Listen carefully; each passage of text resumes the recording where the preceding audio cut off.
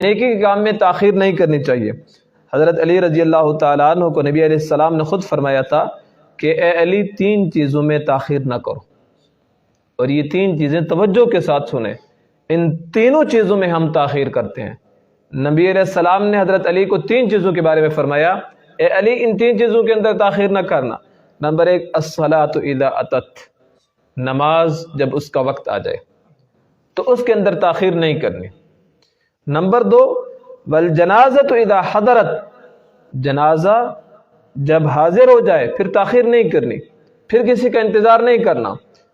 والأیم اذا وجدت لها کفوا، جب کسی غیر شادی شدہ کے لیے جس کا نکاح نہ ہوا ہو، اس کے لیے جب نکاح والا بندہ اس کا کفو مل جائے تو پھر نکاح کے اندر تاخیر نہیں کرنی چاہیے۔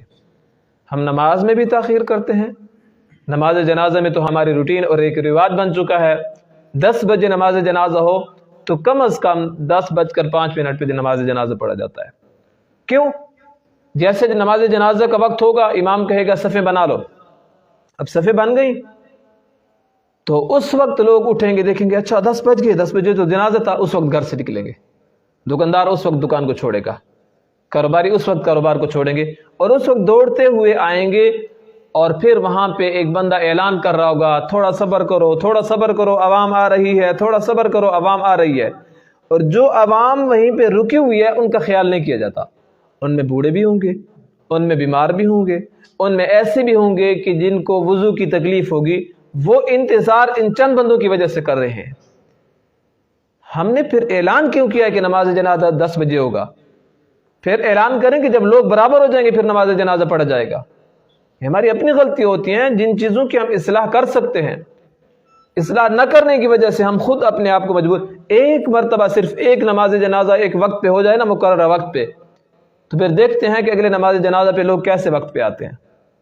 ہماری الحمدللہ یہ روٹین رہی ہے، نماز جمعہ کے اندر، عید نماز کے اندر ہم جو وقت دیتے ہیں، اور خصوصاً ہمارے جو دستار بندی ہوتی ہے، بچوں کے جلسہ ہوتا ہے، مدرسے کا جلسہ ہوتا ہے، جو وقت ہم دیتے ہیں بعین ہی اسی وقت پہ شروع کرتے ہیں۔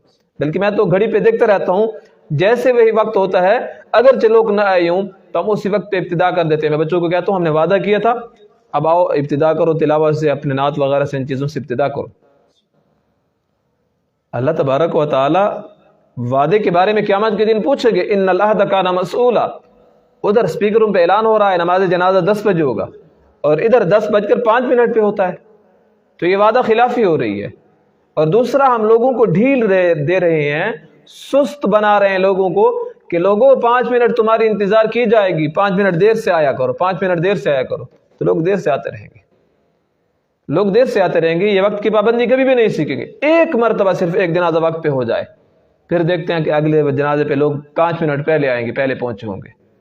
یا کم از کم جس مولوی نے وقت پہ جنازہ پڑھایا ہوگا، جب اگلا جنازہ اس نے پڑھانا ہوگا تو لوگ کہیں گے کہ یہ وقت پہ جنازہ پڑھاتا ہے، لہذا وقت سے پہلے پہنچو، تو لازمی وقت سے پہلے پہنچیں گے، کہ یہ انتظار نہیں کرتا، بالکل انتظار نہیں کرتا۔ تو اس لیے اس چیز کا بہت زیادہ اہتمام کرنا چاہیے۔